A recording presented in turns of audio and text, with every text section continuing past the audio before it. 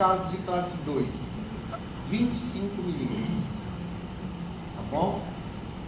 Outra medida que sai, mas não sai tanto com frequência, 27 milímetros ou 23. Mas se você falar, professor, qual medida eu solicito para levar para o meu país?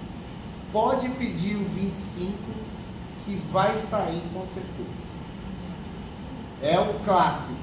A empresa lá, ela deixa, por exemplo, 70% do estoque, essa medida. É a mais comum. Mas, casos que você vai colar no pré, aí são tamanhos menores. Aí precisa medir mesmo e já levar o tamanho certo.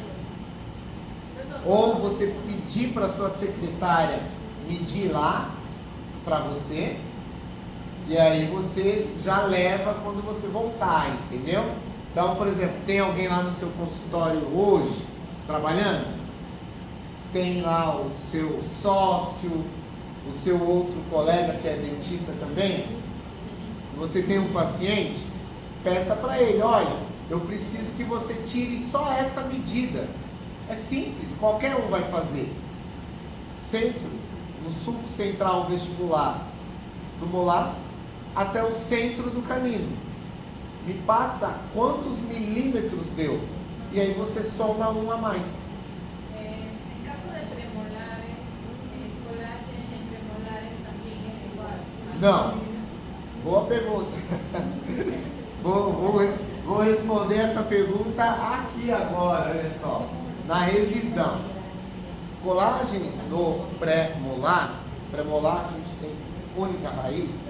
Colágeno premolar é no centro da coroa.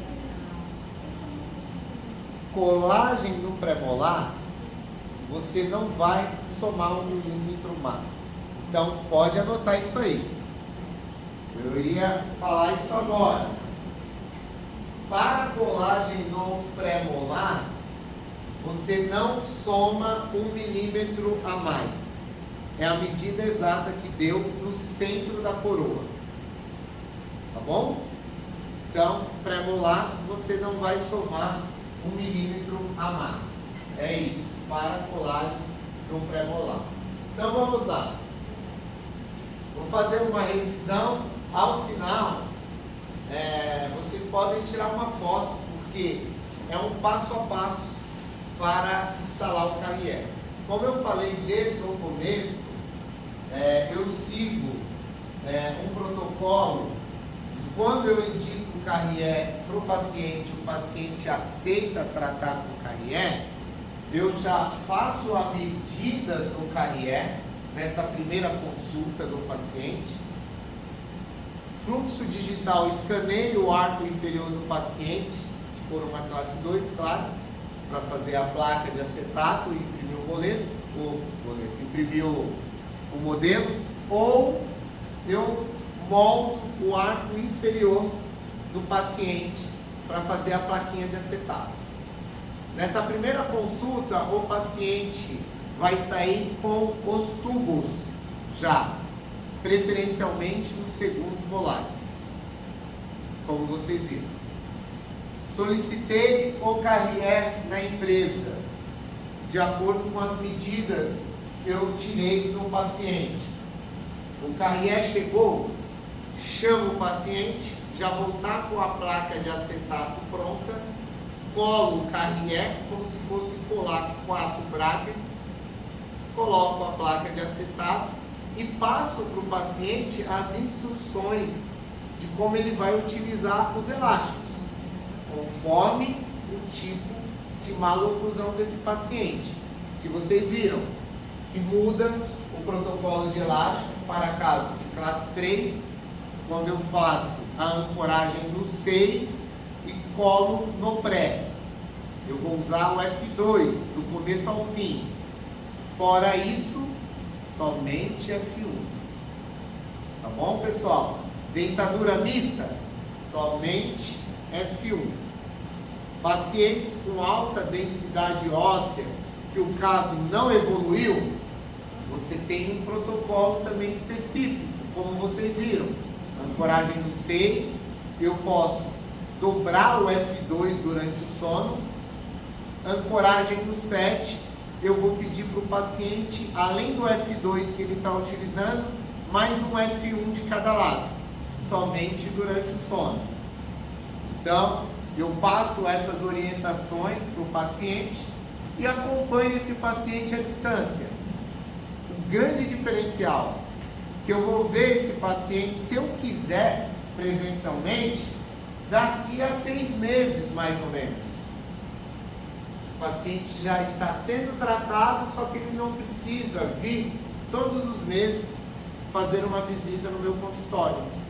Esse que é o grande diferencial, essa é uma praticidade. Para vocês terem uma ideia, eu assisto a alguns cursos nos Estados Unidos, principalmente, quando eu participo de algum congresso, e os ortodontistas, cada vez mais os ortodontistas americanos, os ortodontistas de alto padrão, da aula nos congressos americanos, eles têm como um diferencial em comum entre eles falar dessa maneira: olha esse caso, eu vi esse paciente presencialmente no meu consultório 5 vezes. É um diferencial para eles, o número de visitas. Então, eles preconizam trabalhar com dispositivos tecnológicos que deve proporcionar esse conforto e reduzir o número de visitas ao consultório dos pacientes. Então, é um diferencial e muitos falam: está vendo esse caso? Eu vi esse paciente 6 vezes somente e finalizei o caso.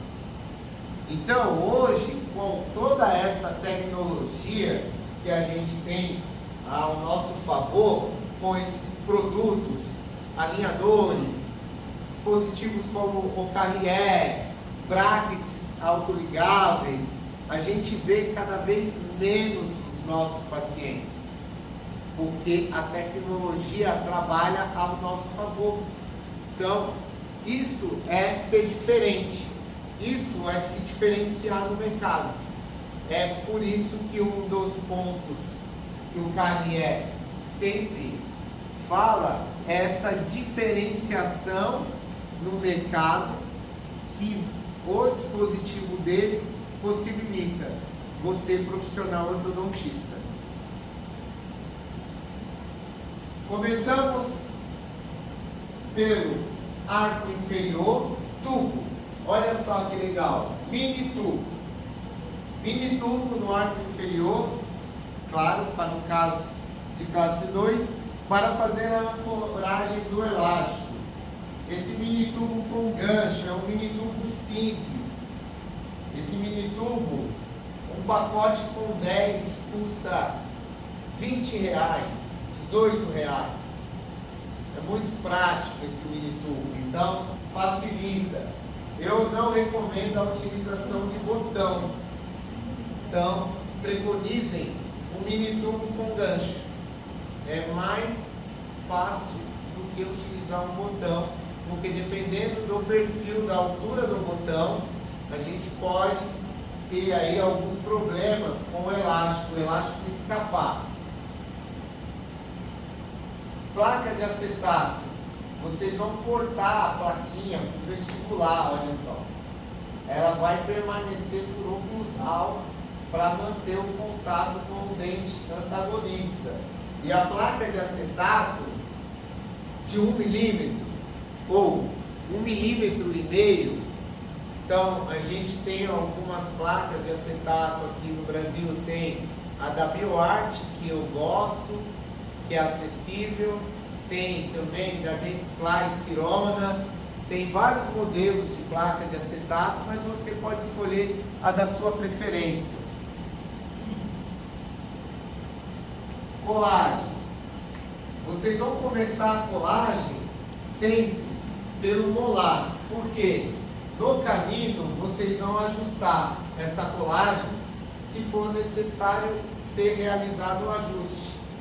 Então, comece pelo molar, sempre seguindo o longo eixo, e a colagem tem que ser exatamente no sulco central vestibular, acompanhando o longo eixo do dente.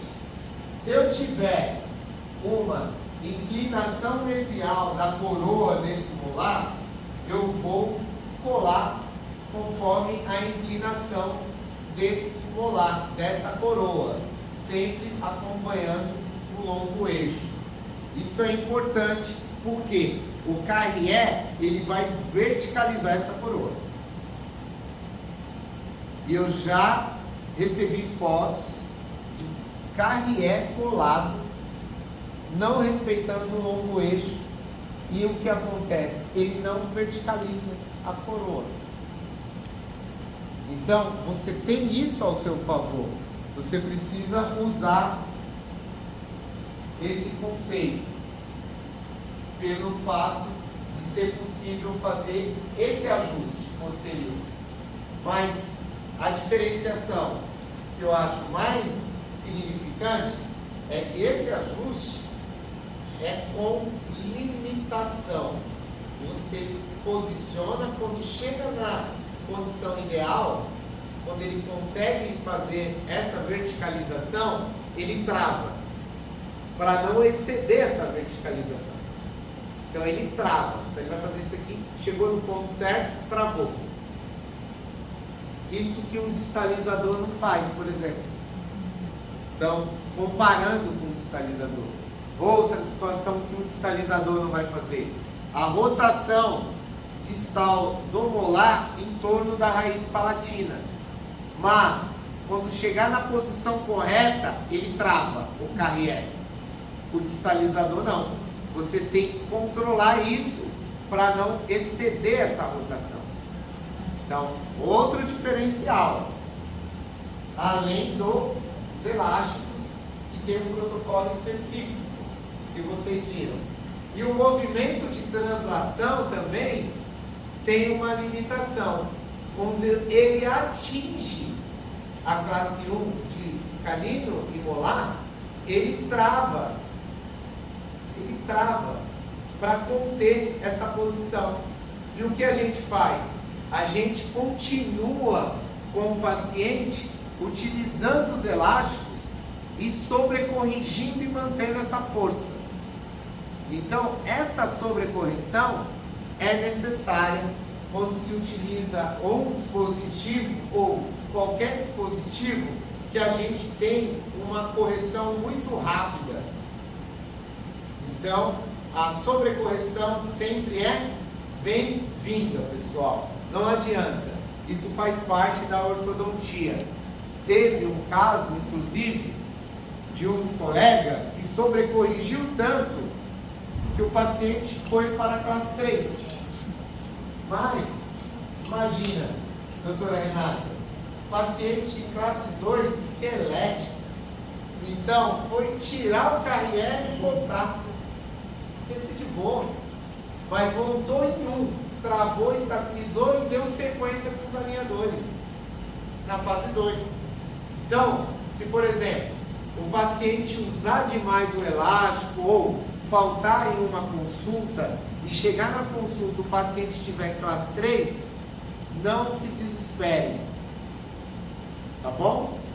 A tendência é voltar um pouquinho e aí vai engrenar novamente em classe 1. Só dá sequência à fase 2 do tratamento. Mas não precisa se desesperar, ligar para a empresa, ou falar com o professor Gastão, ou me chamar pelo Instagram, porque acontece, e é até bom isso. Não tem nenhum problema sobre corrigir.